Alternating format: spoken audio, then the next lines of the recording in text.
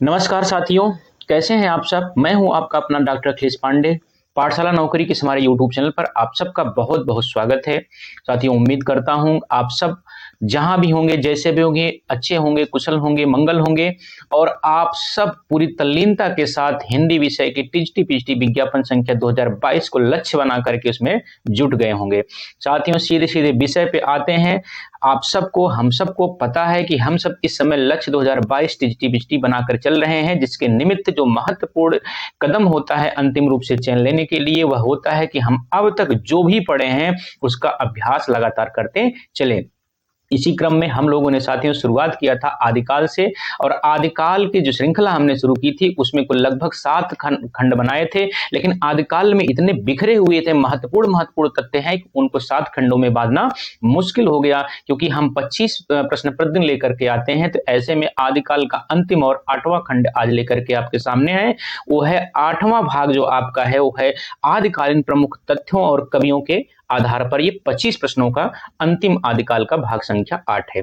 साथियों, वीडियो में आगे बढ़ें उससे पहले आप सबसे आग्रह है कि हमारे चैनल को आप लोग सब्सक्राइब करें, लाइक करें, शेयर करें। आपका यह छोटा सा सहयोग हमें बड़ा ही आत्मबल प्रदान करता है, बड़ा हमारा मनोबल को बढ़ाता है कि हम लगातार और ऊर्जा के साथ इस चैनल पर काम कर सकें और आप लोगों के बीच अपनी सकारात्मक भूमिका को अदा कर सकें। तो साथियों, बिना किसी देरी के इसी आग्रह के साथ कि चैनल को आप लोग शेयर करें और उन जरूरतमंद तमाम टीजीटी पीजीटी तैयारी करने वाले साथियों तक पहुंचाएं, खुद भी सब्सक्राइब करें, उनसे भी करवाएं। तो आइए देखते हैं आज के जो महत्वपूर्ण 25 प्रश्न है वो कौन कौन से हैं साथियों।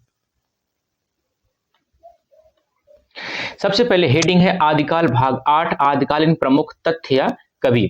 आदिकालीन प्रमुख तथ्य या कवि। कह रहे हैं, पहला प्रश्न है, जिस समय मुसलमान भारत में आए थे उस समय सच्चे धर्म भाव का बहुत कुछ ह्रास हो चुका था, परिवर्तन के लिए बहुत बड़े धक्कों की आवश्यकता थी। यह कथन किसका है? यह कथन है हजारी प्रसाद द्विवेदी का, या फिर अगला ऑप्शन है आचार्य रामचंद्र शुक्ल का, डॉक्टर बच्चन सिंह का, राम कुमार वर्मा का। ये साथियों आचार्य रामचंद्र शुक्ल का बड़ा ही महत्वपूर्ण कथन है, आदिकाल के संदर्भ में बराबर पूछा जाता है साथियों। आइए अगले प्रश्न की तरफ, क्वेश्चन नंबर 2 पे बढ़ते हैं। हिंदी का संत काव्य पूर्ववर्ती सिद्धों व नाथ साहित्य पंथियों के साहित्य का सहज विकसित रूप है। यह कथन किसका है? यह है हजारी प्रसाद द्विवेदी का, आचार्य रामचंद्र शुक्ल का, डॉक्टर बच्चन सिंह का या नामवर सिंह का। तो साथियों यह कथन है हजारी प्रसाद द्विवेदी का। साथियों आगे बढ़ते हैं क्वेश्चन नंबर 3 पे।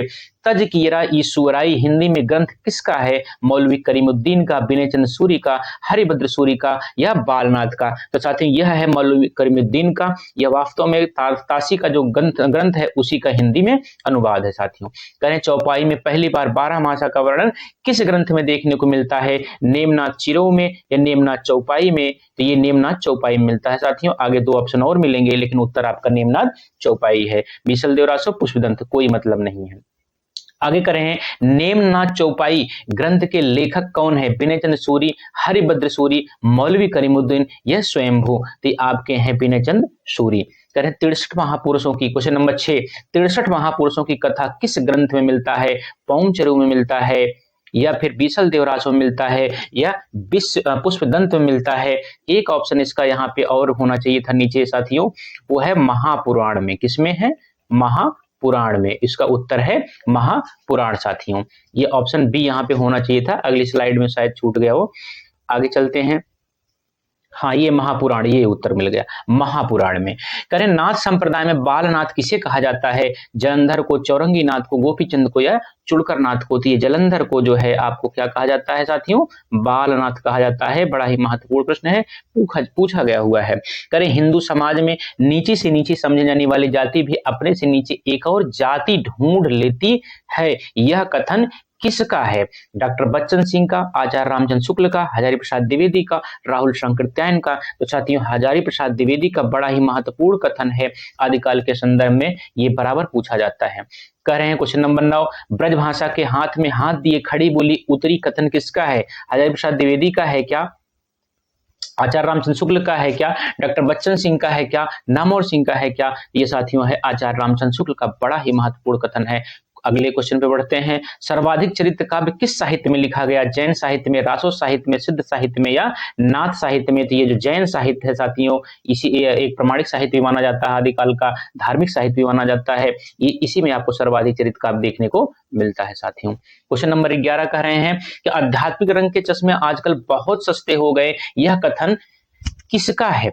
डॉक्टर बच्चन सिंह का, आचार्य रामचंद्र शुक्ल का या फिर नामवर सिंह का या रामकुमार वर्मा का? तो यह कथन है साथियों आचार्य रामचंद्र शुक्ल का।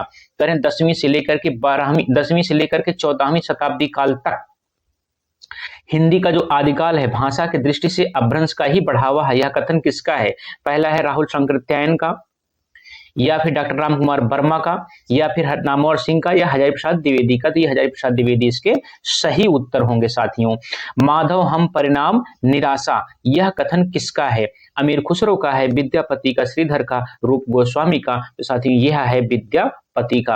आप ऐसे ही प्रश्न आपको लगातार टीजीटी में देखने को मिलेंगे। पीजीटी में कुछ ऐसे एक आध टेक्निकल प्रश्न मिल जाएंगे। आप ऐसे सतत चलते रहिए, धीरे धीरे आप चलते रहिए, सारे प्रश्नों को बराबर बराबर आप रिपीट करते जाइए। 100% आपका 125 में आप 122, 123, 121 ले आएंगे रिटर्न में, और आपका उत्तर प्रदेश टीजीटी माध्यमिक शिक्षा सेवा चयन बोर्ड जो अब उच्चतर शिक्षा सेवा चयन आयोग से होता है, उसमें आपका चयन साथियों 100% होगा। यही पैटर्न रहा है, इसमें कोई भी घबराने की जरूरत नहीं, केवल गंभीरता के साथ आपको लगे रहना साथियों। क्वेश्चन नंबर 14 है, खने खने नयन कौन अनुसरई, खेने खेने बसंत धूल तनु भरड़ी, यह कथन किसका है? पदावली का है, कीर्तिलता का है, कीर्ति पताका का है, या इनमें से कोई नहीं है? तो ये है आपका पदावली का है। पदावली किसका है? विद्यापति का। कह रहे हैं पुरुष कहाड़ी ही कहाँ जसुपंथ वे, पुत्र कथन किसका है? पदावली का है या कीर्तिलता का है? तो साथियों ये है कीर्तिलता का है। किसका है? कीर्तिलता का है। आगे बढ़ते हैं। क्वेश्चन नंबर 16, कुटिल केश सुदेश मोह परिचिटात पिवक सद, यह कथन किसका है? पदावली का है, कीर्तिलता का है, बीसल देव रासो का है या पृथ्वी राज रासो का है? तो ये पृथ्वीराज रासो का है। आगे बढ़ते साथियों, जोई जोई पिंडे सोई ब्रह्मांडे, यह कथन किसका है? पृथ्वीराज रासो का, गोरखनाथ का, अमीर खुसरो का, विद्यापति का? तो यह गोरखनाथ का बड़ा ही प्रसिद्ध है और इंपॉर्टेंट है। यूजीसी में भी कई बार पूछा गया है, पीजीटी में पूछा गया है, डीएसएसबी में पूछा गया है, रिपीटेड प्रश्न है। अगला क्वेश्चन नंबर 18 है, कावा तरुआ पंच विडाल, यह कथन किसका है? सरहप्पा का है, डोमिपा का है या लुइपा का या कढ़प्पा का? तो ये लुइपा का कथन है साथियों, बहुत ही फेमस है, इसको आप रट लीजिए, ये पूछा ही जाता है। आगे बढ़ते हैं, नाद न बिंदु न रवि न शशिमंडल कथन किसका है? सरहप्पा का है, लुइपा का है, कढ़प्पा का है, डोम्भिपा का है? यह कथन किसका साथियों? सरहप्पा का है।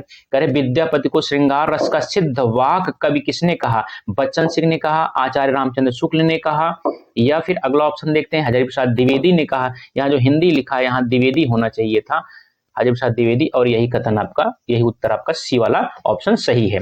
पदावली के श्रृंगारिक पदों को मादकता को, जो पदावली के श्रृंगारिक पद हैं उसकी जो मादकता है उसको नागिन की लहर किसने कहा था?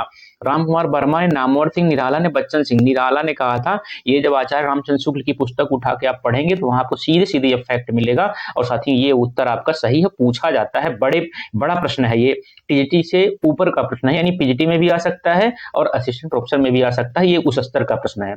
करें बच्चन सिंह। क्वेश्चन नंबर 22 देखते हैं, आचार्य शुक्ल ने विद्यापति को मानते हैं, आचार्य शुक्ल विद्यापति को क्या मानते हैं? ऑप्शन में देखते हैं, वैष्णव मानते हैं, रहस्यवादी मानते हैं, श्रृंगारिक मानते हैं या कुछ नहीं मानते हैं? तो इनको आचार्य शुक्ल जो है विद्यापति को श्रृंगारिक मानते हैं। क्या मानते हैं? श्रृंगारिक मानते हैं। निम्न में से कौन विद्यापति को वैष्णव नहीं मानता है? हजारी प्रसाद द्विवेदी, श्याम सुंदर दास, रामकुमार वर्मा, बाबू ब्रजरत्न दास? ये जो रामकुमार वर्मा है ना, ये रामकुमार वर्मा और शुक्ल जी, ये दोनों इन्हें वैष्णव नहीं बल्कि इनको श्रृंगारिक मानते हैं। क्या मानते हैं? श्रृंगारिक मानते हैं। बाकी हजारी प्रसाद द्विवेदी, श्याम सुंदर, बाबू ब्रजरत्न दास, ये सब इनको वैष्णव मानते हैं। ठीक है, तो उत्तर हो गए श्याम कुमार और रामकुमार वर्मा।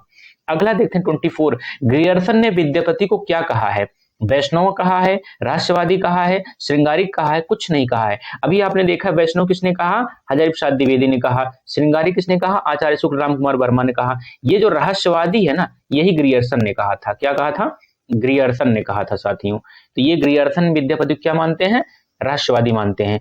कीर्तिलता ग्रंथ का अंगिरस क्या है? वीर रस है, श्रृंगार रस है, दोनों कोई नहीं। तो आपका जो है वीर रस, इसका अंगिरस, इसका प्रमुख रस क्या है? वीर रस है। तो साथियों ये रहा आज के वीडियो में 25 महत्वपूर्ण प्रश्न आदिकाल पे, और आदिकाल जो है आदिकाल के भाग संख्या 8 पे, और आदिकाल साथियों अब यहीं पे समाप्त होता है। हम मिलेंगे अगले एक वीडियो में जो है जहां शुरुआत करेंगे भक्तिकाल पर, और भक्तिकाल को कितने खंडों में बांट करके हम 25-25 प्रश्नों की श्रृंखला बना सकते हैं उसे अगले वीडियो में चर्चा करेंगे। तब तक के लिए इतना ही। नमस्कार, जय हिंद। बहुत ध्यान रखिए, बहुत ख्याल रखिए, खूब मेहनत से पढ़िए और इसको लगा